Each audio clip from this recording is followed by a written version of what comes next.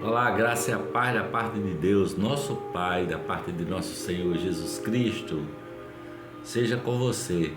Hoje vamos refletir nesse texto que está aqui em Mateus capítulo 22, dos versículos 41 ao 46. E diz assim: Estando os fariseus reunidos, Jesus lhes perguntou: O que vocês pensam a respeito do Cristo? De quem ele é filho? Responderam: É filho de Davi. Responderam eles. E ele lhes disse: Então como é que Davi, falando pelo Espírito, o chama Senhor? Pois ele afirma: O Senhor disse ao meu Senhor: Senta-te à minha direita, até que eu ponha os teus inimigos debaixo de teus pés. Se, pois, Davi o chama Senhor, como pode ele ser seu filho? Ninguém conseguia responder-lhe uma palavra, e daquele dia em diante, ninguém jamais se atreveu a lhe fazer perguntas. Jesus já havia diversas vezes apontado para si mesmo como sendo ele o Messias.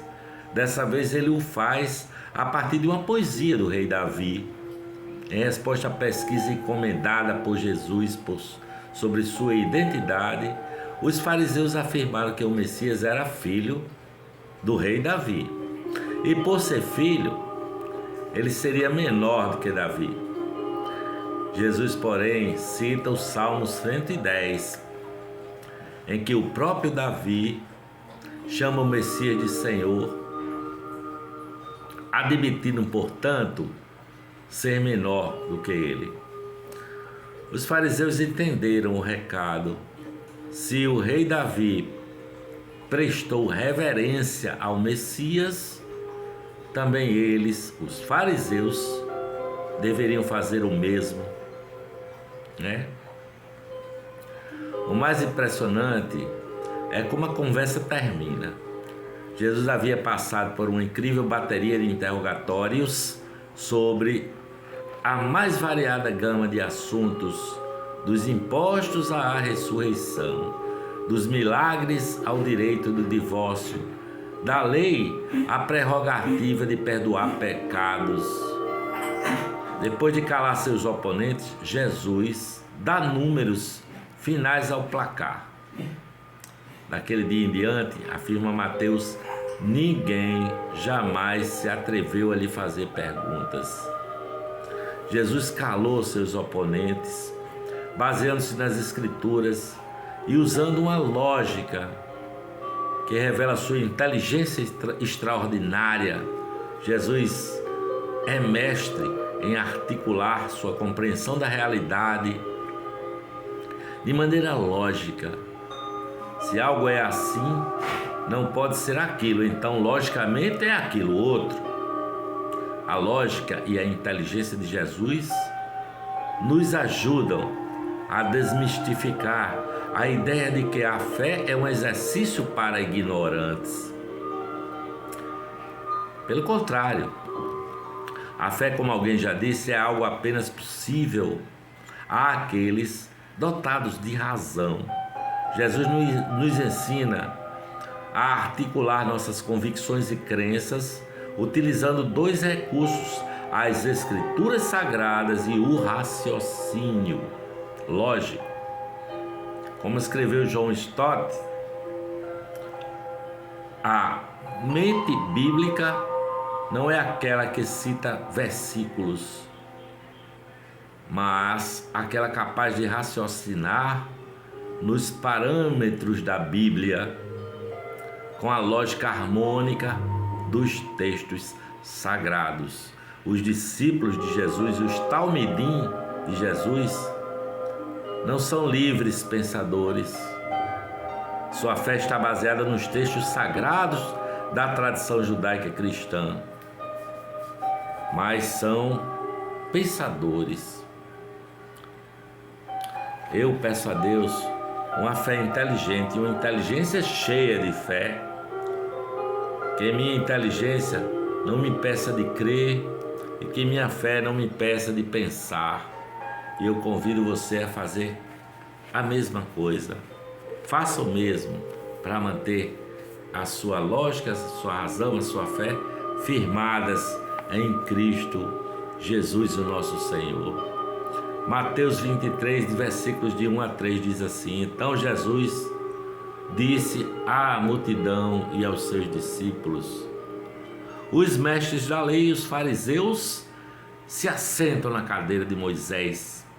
Obedeçam-lhes e façam tudo o que ele lhes disse, mas não façam o que eles fazem, pois não praticam o que pregam. Mateus 23, versículos de 1 a 3. A expressão assentar-se na cadeira de Moisés pode ter duplo sentido.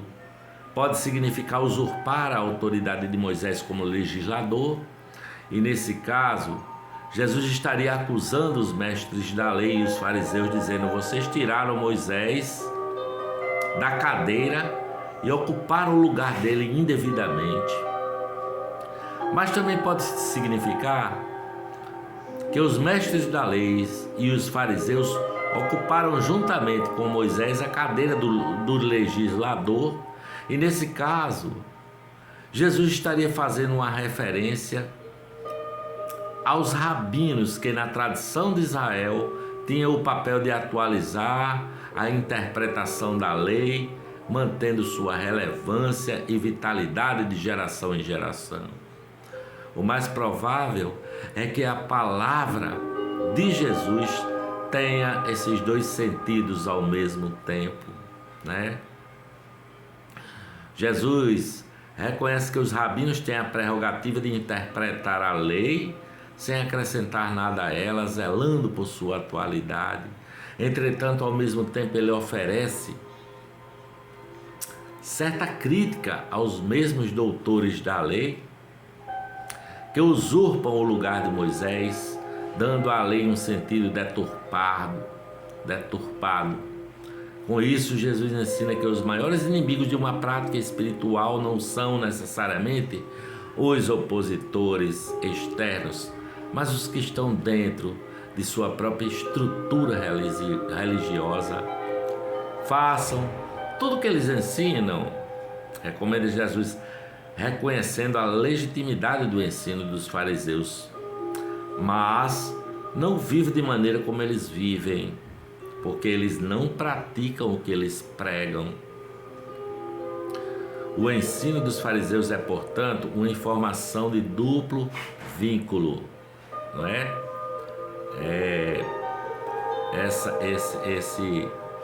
Essa informação quer dizer uma coisa e fazer outra. Duplo vínculo é a mensagem de um adulto, que um adulto envia ao bebê que pega no colo, quando com a mesma mão que acaricia, belisca, sabe? Aos poucos o bebê fica confuso, sem saber se o colo é lugar de acolhimento ou de agressão, né? O ambiente religioso é muito propício para que essa confusão exista.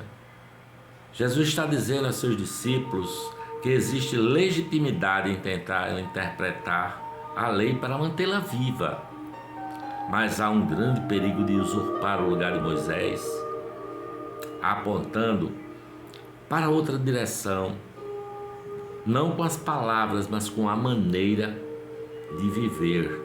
É isso que Jesus está dizendo. Tem um amigo que diz que devemos viver o que pregamos para podermos pregar o que vivemos. Esta é a minha oração. Coerência entre o estilo de vida e mensagem, palavras e ações. E eu convido você a fazer esta mesma oração.